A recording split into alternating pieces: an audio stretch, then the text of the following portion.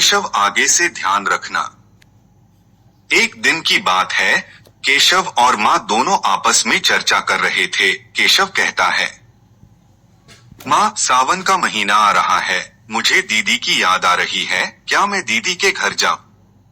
उनको लिवाने के लिए माँ ने कहा, ठीक है, चले जाना, लेकिन आज तो घने बादल के साथ मौसम बन रहा है, शायद बरसात भी हो सकती है। केशव कहने लगा, नहीं माँ, इतना भी ज्यादा मौसम खराब नहीं है, मैं जा सकता हूँ। और कहा, मुझे पैदल जाना है, बस से तो जाना है।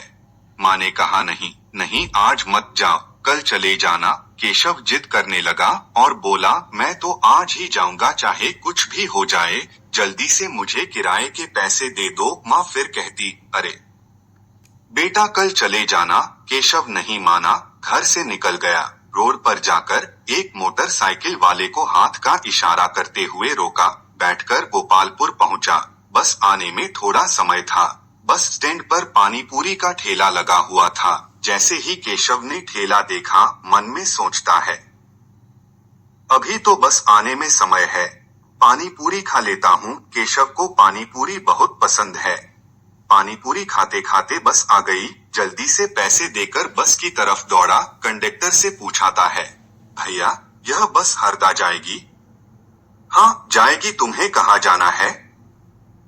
कंडक्टर ने पूछा, मुझे शिवपुर जाना है।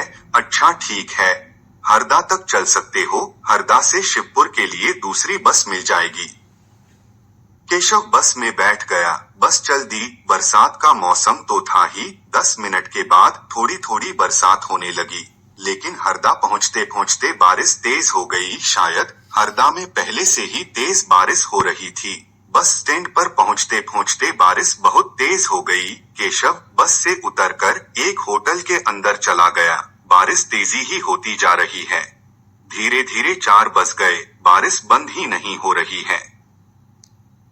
बस स्टैंड पर चारों तरफ अफरातफरी मची हुई है। काले घने बादल घुमड़ घुमड़ कर बरस रहे हैं। लोग भी आपस में बातचीत करने लगे, बारिश कब बंद होगी, हमें घर जाना है। अब केशव के मन में भी आशंका होने लगी, क्या करूं समझ में भी नहीं आता, बरसात थम ही नहीं रही है।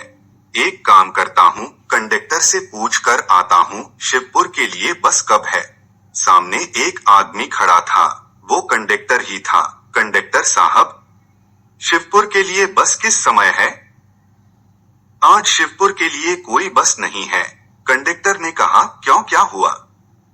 केशव ने पूछा, अरे भाई, आज तेज बारिश की वजह से नदी नाले उफान पर है, सड़कें भी टूट चुकी है। जब तक नदी नालों में उफान कम नहीं होगी, तब कुछ नहीं कह सकते हैं। केशव यह सुनते ही घबरा गया। हे भगवान, अब क्या होगा? और यह सोचते हुए पास में ही खंबे से सटकर नीचे बैठ गया। अब उसकी चिंता बढ़ने लगी, अगर बस नहीं गई तो क्या होगा? रात कैसे कटेगी? मेरा यहाँ कोई नहीं है, किसके घर जाऊं? बस स्टैंड पर रात गुजारना ठीक नहीं है। कुछ ही दिन पहले अखबार में पढ़ा था कि इस बस स्टैंड पर कुछ चोरों ने एक बुजुर्ग आदमी के पैसे छीन लिए और उसको चाकू भी मार दिया था। हे भगवान, अब क्या होगा? मेरे पास तो मोबाइल और पैसे भी है, अगर मेरे से भी छीन लिए तो घर वापस कैसे जाऊंगा? केशव परेशान हो गया। इस डर के कारण केशव की तरफ जो भी व्यक्ति देखता, उस पर ही उसे आशंका होने लगती, जिससे वह और भी ज्यादा घबरा जाता। धीरे धीरे शाम के 6 बज चुके थे। बारिश की गति रुक ही नहीं रही थी। केशव बैठे बैठे बहुत परेशान हो रहा था। एक बार फिर कंडक्टर से जाकर पूछता हूँ, कोई बस है जिससे मैं गोपालपुर वापस जा सकूं? निराशाजनक कंडक्टर उससे नहीं कहता।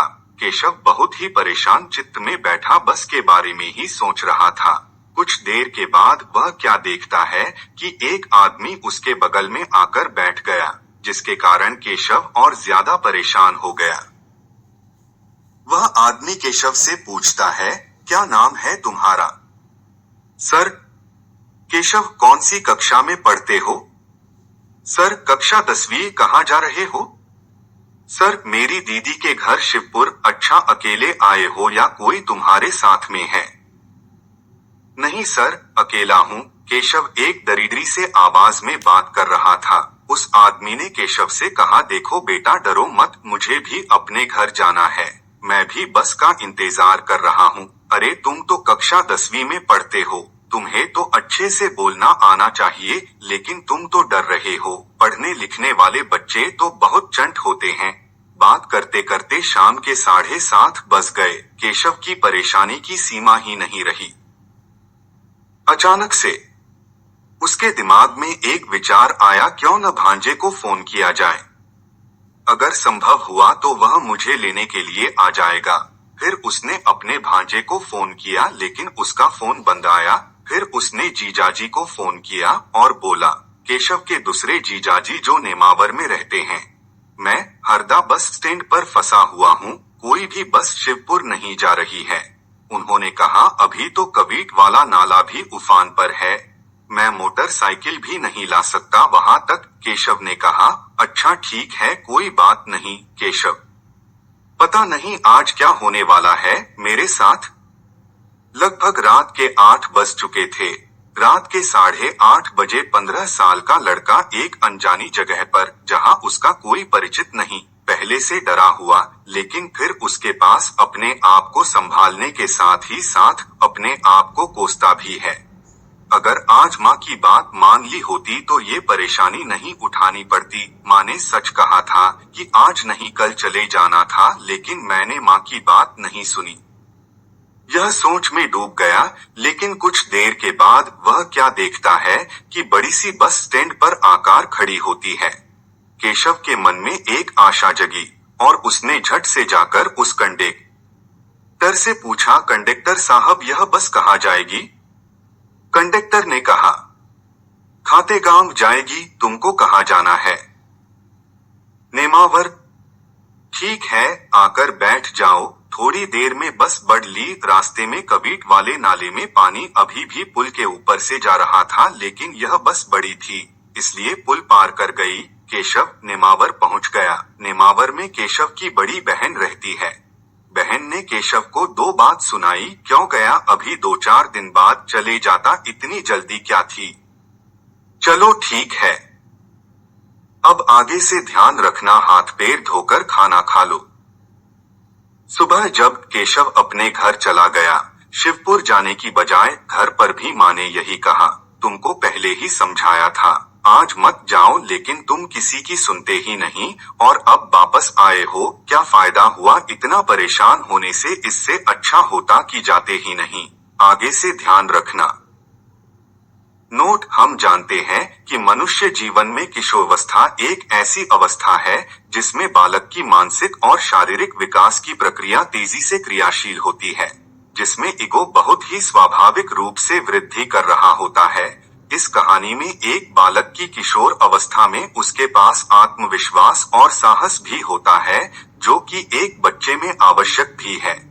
यह एक वास्तविक कहानी है जिसमें एक 15 साल का लड़का अपनी माँ की बात नहीं मानता है और फिर पछताता है। इस कहानी में